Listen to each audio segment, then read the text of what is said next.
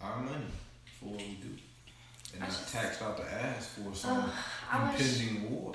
I wish we could go back in time and like take out the colonizer mind. I just don't understand how. I hate reading about like ancient Egypt. Even ancient Egypt wasn't perfect. They had slaves too, but like when you are spiritual and until you to imagine this perfect world, I don't know if we're even capable of being that way, because in history we've never been that way. We've never been an all-inclusive, peace-minded collective. We've always had a selfish elite to look up to work for, you can't just exist. Yeah. That's what makes it so weird to be on this planet and see such beautiful processes take place in nature, and you're not allowed to be a part of that because what? Capitalism? Because of society? Because we choose to hold each other to these weird-ass standards? I wish there was a country we can go to where once you arrive or become a citizen, all your assets are flushed and you just live.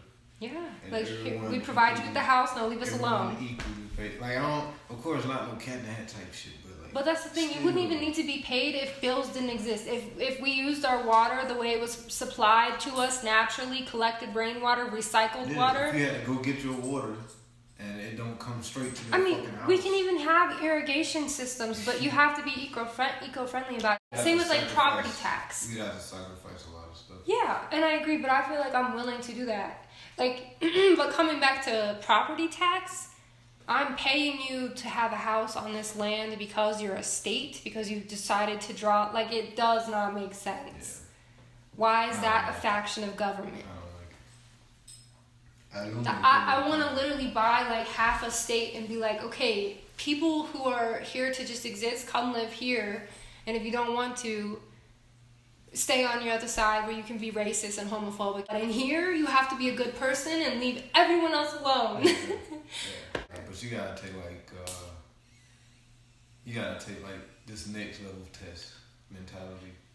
I agree, and not only that, but also here's this intro, and you have to go through at least one ego death, prove that you're willing to change, because no one's gonna come in and be like, yes, I'm perfect for this. Everyone's gonna have to change something about themselves. Yes. And that's fine, but you have to be willing to change, and that's the part that kills me the most about people. I'm not upset with you if you have issues. If you're not the best at everything, fine.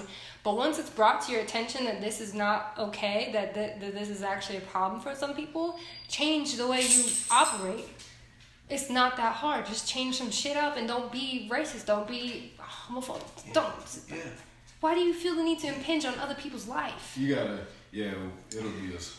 But that's the thing. Again, if you think about it like this, they wouldn't feel the need to impinge on other people's life if there weren't so many people impinging on theirs. Society, government, taxes, blah, blah, blah, blah. Yeah. The list goes on. Yeah. People always feel like they need to have power over something because they are so powerless.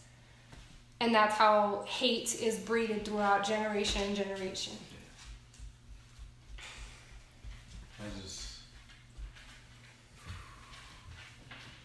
We're just adapted to a world. You grow up in it, and that's all you really know. And if somebody try to take that from you, they've pretty much conditioned you to not want to change it. It changed work ethic, passion, all that. You turn it into capitalism.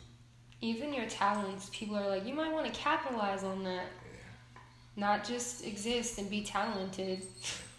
You gotta make money for it. Or you're stupid.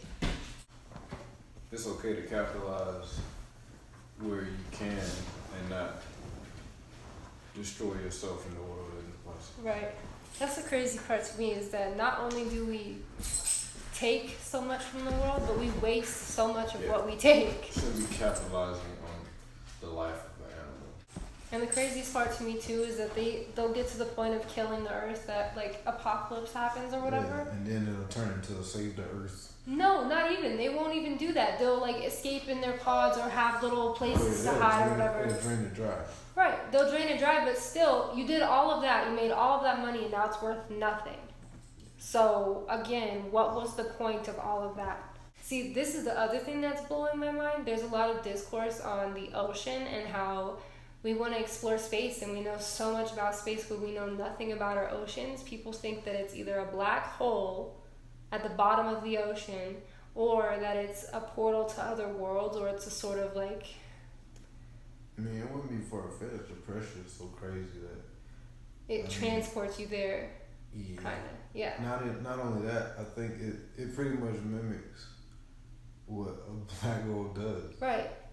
So you're saying what a black hole is capable of scientifically in space is what the ocean's gravitational pull and weight and pressure equates to? Not I don't only... think it's that strong. Not only, well, we don't know because we've never been to the bottom. Right, we don't yeah. know where the bottom is. You know what And I they mean? talking It about continues and you gets can- more and more pressurized. You have no idea where it ends. Yeah. The more that we pollute our ocean and the surface dies, the things at the bottom will start coming up. So, yeah. Like a megalodon. Yeah. That's just scary. It can be easily killed if it posed a threat, but I don't think it would. I would just trust in Godzilla to come up. Oh, You know, think if- Godzilla would be better than If the, megalodon? yeah, because Godzilla was like smart and he didn't Oh, like I get what you're saying. outright kill people. All I hear is Godzilla, and I'm thinking, I think a water-based animal can be more containable than a Godzilla. No, I'm saying I would hope, like, if Megalodon came out and was real, I'd be like, okay, if that's real, then Godzilla has to be real, and he's gonna come you save can't equate us. the two. Yes, we I have can. skeletons of Prehistoric. one. No, we don't. Not like one of the ones, like the big ones. Like, I think there is another megalodon skeleton. I know there is one, but it's like 22 feet. It's not one of the big ones. You know You're what I saying mean? it's a bad example. Like of size Louis representation. from the movie. How I've never seen that big of an orangutan skeleton. Yeah. So I know I've never seen But- the biggest sea creature either. I mean, we still had a blue whale though. Yeah, it's big, Yes, but I'm huge. saying it. I'm pretty sure it was bigger back then. Yeah. King Kong would be terrified to see that running across the field. Oh yeah. A giant. Too close, ape. yes. That's kind of like seeing a plane I don't even crash. want to know that it exists. Nah, I don't it's think not. I'd go outside if that. I'm terrified of monkeys. They scare me. You gotta believe no. in this world that there's a paparazzi following him if they let him roam. Yeah, but still, what if they let him roam right on top of my house? Even Oh, so, baby. just seeing that would probably give me a heart attack. Like, just realizing how large that... One, I don't like big things. And two, I don't like monkeys. When I was a kid, that video of that woman who got her face torn off by a monkey, her pet monkey, that came out. And so my fear has always been on That's the 100 thing though, for bro. those. Some things you just don't keep as a pet. Well, I agree completely, but see, and that's the other thing about me is like zoos and aquariums, I do not trust the glass. It could be 3 feet thick. I don't trust that shit. So, especially we went to Cheyenne Mountain, that thing has a crack in it. You don't think that this man could beat on that just a little bit more, get through and tear all of our faces off? Like, that's always what goes through my mind. I cannot He get is close not to gonna that. just No, specifically I'll tear go your look face at the guinea off. pigs, but that's the same thing with those hippos. When we were standing right there, I was like, "There's no way this man can't bust through this gate and eat me." Yeah, that is wild. But Right? like, He was right there. I could have touched it. And you're telling me he can't just bust through here and but eat that's me? how he grew up though. If Yeah. another tiger enlightened him, Yeah. you got a problem. Right. But that's what I'm saying. They're showing these like videos or pictures of these big ass Yeah. hippos. I'm like, what if they see that? And they're like, that's me. If if Caesar broke in Cheyenne Zoo was like Caesar? Yeah, the gorilla. If he was like, yeah, you know you smart, right? Wait, who's Caesar? Caesar from Planet of the Apes. Oh, I haven't seen that either. I'm Oh terrified my of monkeys. I God. can't watch that. I It's a cannot. great I will have movie. nightmares. Babe, this is basically Monkeys talking. Isn't He's it? the only one though. Oh, really? It's Yeah. only one? I don't- Yeah, that's what made him so special. But like monkeys riding horses and throwing spears at you, you don't have nightmares about that? Isn't that what they do? Don't they like battle and stuff? Yeah, No, I can't watch that. the monkeys are. Cause then I could never look at a monkey and not think that he's gonna pick up some shit and whack me with it. Yeah, it's definitely worth the watch. It ain't bad as you think it is. Okay. It'll actually I'll probably give it a chance. give you a better light of monkeys. I hope. I'll give it a chance. Chimps. I just don't want one touching me. Unless it's those little finger monkeys, but still, I don't really trust Not those even. either. I don't- But that's the thing. In real life, I don't trust monkeys. I've lately had this like weird small urge to get a pet snake.